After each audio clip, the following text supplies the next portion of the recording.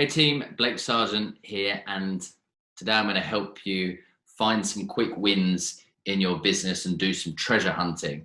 Now, at the Hive, we're not big into the whole here's a magic pill, it's going to suddenly change your business. Like, success is hard, and success takes consistency, and it takes understanding some simple strategies that we're going to execute over and over and over and over again.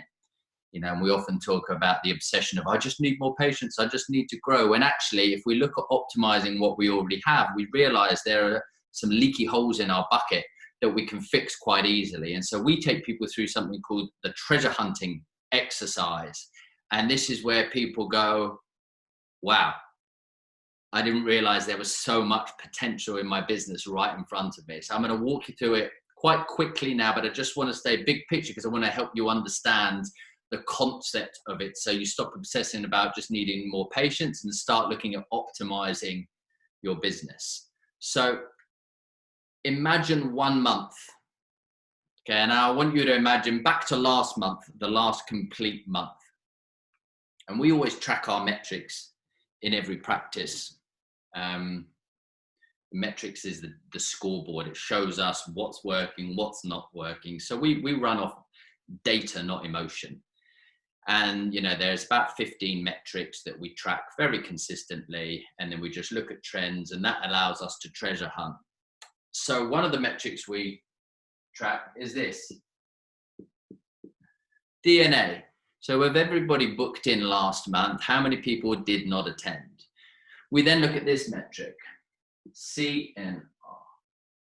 How many people had an appointment but cancelled and not rebooked, i.e. they picked up the phone and said, hey, I'm not going to be able to come in, and we didn't have a script to deal with that, so we went, okay, and we left them off the phone. They were meant to come in, they had booked an appointment, meaning, most importantly, they were on a course of treatment. They weren't fixed, and the expert said, I need to see you again, but for whatever reason, maybe we didn't give them enough certainty and clarity in the treatment room, so they either just did not attend, or they thought, probably not that important, so they cancelled and they just didn't rebook.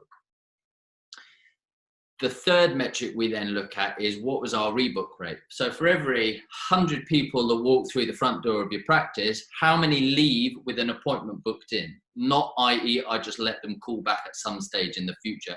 How many people leave with an appointment booked in?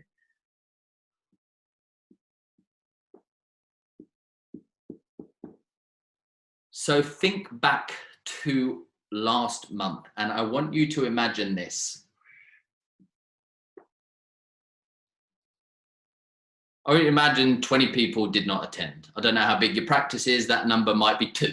It might be 5. I don't know, but just this is to understand the concept.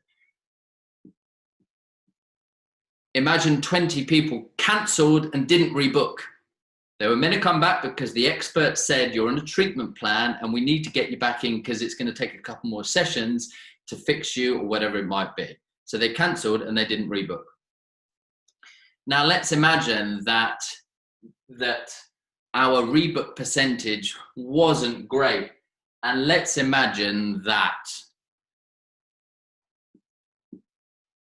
60 people, that's not a percent, right? Normally we calculate this as a percentage. But here, I just want you to think of it as actual people. So let's say we let 60 people walk out without an appointment. And of course, they're going to be people who you discharge. Of course. We're not going to book people back in just for the sake of it. So I might say last month alone, there are actually 100 people that fell out of our business. They fell through the leaky holes of our bucket. There were 20 people that we didn't give enough certainty and clarity that they either didn't attend or cancelled their appointment, didn't think they had to rebook. And we didn't try and rebook people. And so people wandered off, probably still hobbling away or with a bad back or whatever it might be, bad tooth. And we didn't rebook them. So we lost 100 people. Now this is where it gets interesting. If your average spend per appointment, which again is something that we always track,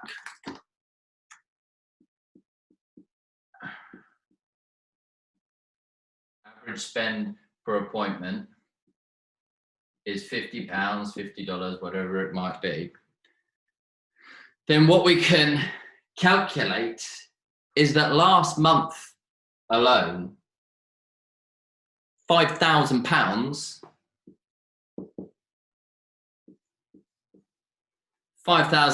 fell out the business. Now what's interesting is when we multiply that by 12, we get to £60,000 over the course of a 12-month period that fell out of the business. Now, we never aim for perfection, but what if we could fix the leaky holes in our bucket, we optimize what we already had, and what if that became 10, that became 10, and that became 30? What happened if we could just give people better certainty and clarity in the treatment room so that they showed up more often? Only 10 people didn't attend, and only 10 people cancelled, didn't rebook, and only 30 people didn't rebook.